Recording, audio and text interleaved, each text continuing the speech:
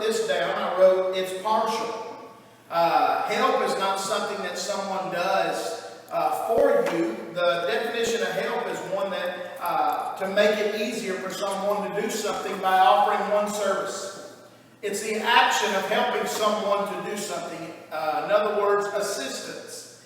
And so when we ask the Lord for help, it's not like the Lord's going to show up and take care of everything. We're asking the Lord to come alongside us and to help us.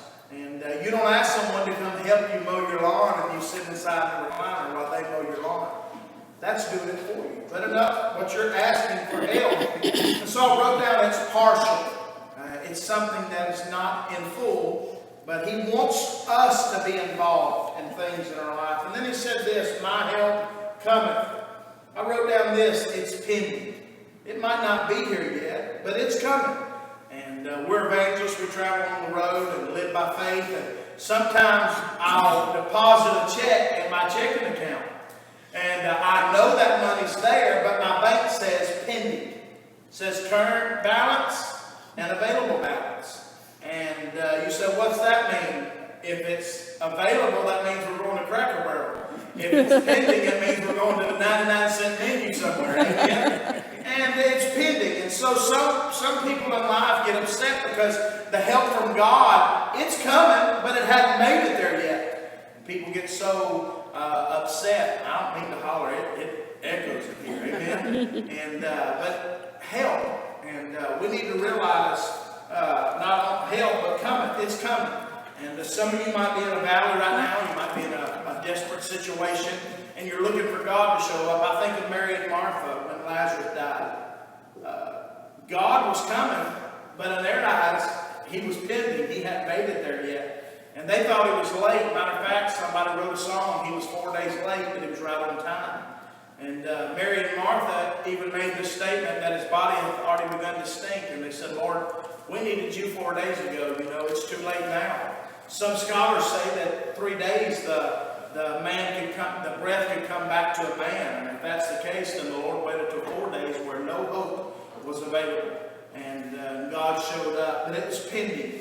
And sometimes in our life we have to have patience and wait on the Lord to come through in situations of our lives. So it's personal. Help, it's partial. Cometh, it's pending. And from. And I wrote down this. It's the person. Makes a difference on who it comes from. And if my little girl, she's bossy because she's got 2 brothers. And if she goes outside our camper and she says, y'all get inside the camper, the boys are just going to keep doing what they're doing. But if she says, Daddy said to get inside the camper, it makes a difference on who it comes from. And I wrote it down, it's the person. It's the person that it comes from. And that person is the Lord. And I wrote this down that it's permanent. Aren't you glad when God gives us help, we can count on God's help being there? We were in a difficult situation in our life and struggling with some things going on the road. And we traveled about 49 weeks last year. The Lord blessed. And we were in probably 23, 24 different states. And man, the Lord just blessed what we were doing. But in those times, we all go through discouraging times. And that's where I was there one morning. We were up in North Carolina. We had hooked to our camper. And any of y'all been to North Carolina? Any of y'all ever been to Grandfather Mountain? It's a big mountain up there, and it's beautiful. And we were coming up on the cross from Grandfather Mountain near Boone, North Carolina, going down into Elk Park, Newland area, Spruce Pine. And you know where that is? Well, nobody hardly knows where that is. All it is hills and curves, and you better have good brakes, amen?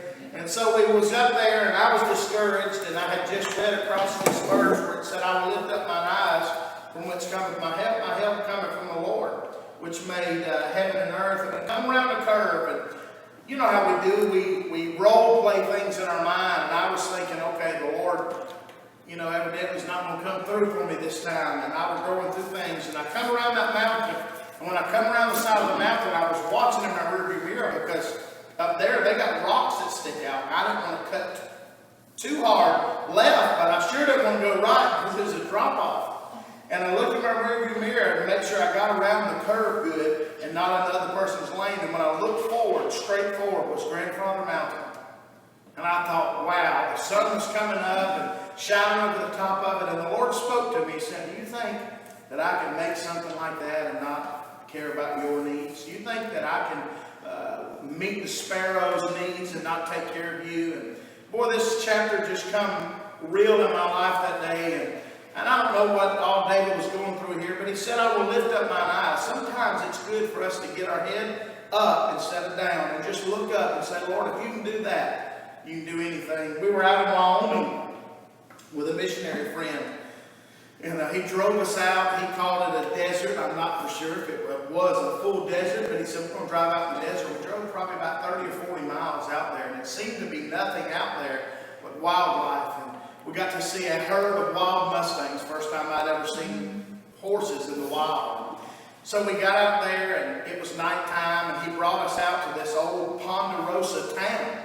And when you go in this town, you had to call ahead of time because they would kill the beef and all that kind of stuff. And they had us big T-bones, like 36-ounce meat. And I was shouting, amen. Y'all say that's for a family or that's just for a big man, amen. And so we went out there, and it's like an old horse town. And we drive up in there, and everything's run either off a generator or fire and lights, and they're trying to keep it warm. There's snow on the ground. And we ate at that restaurant. We left that restaurant, and we went up a little further up in the mountain. And the missionary said, I want to show y'all something here. We pulled over on the side of the road, and it was just a gravel road out in the middle of nowhere. And we got out, and it was pitch black dark. And you know how sometimes it takes your eyes a minute to adjust. And he was showing us things down off in the valley and pointing directions where lights was and showing us where we was. And he read that verse where it talks about where the Lord put all he created, and then he said this, and the stars too. Like the stars were just something on the sideline that he made. And he said, I want y'all to look up. And the elevation's much higher there, and it was a clear night when we looked up. There were literally billions of stars. I'm talking about stars. I personally didn't even know we had that many stars. But the sky was just lit up. He said, isn't it amazing that the Lord just said, and the stars too? He said, oh yeah, like, I don't want to forget, I made them too. And he said, isn't it amazing how God created something so big and a universe so big, and that same God cares for you and I. That same God cares about our little needs and what's going on in our life. And so many times I get discouraged. I can't speak for you, but I get discouraged about things going on in life and forget who my help cometh from. My help cometh from the Lord. And if you had Donald Trump, one of your men in church, asked me Sunday, I thought he was telling me I preached long. He said, what time is it? And my wife started laughing. She said, evidently he thinks you preach too long. And but he had a Trump watch on. And that's what he was trying to show me. Y'all probably know what I'm talking about. And anyway, but if you have Mr. Trump, we're able to get a hold of the King of Kings and the Lord of Lords. And let me say this,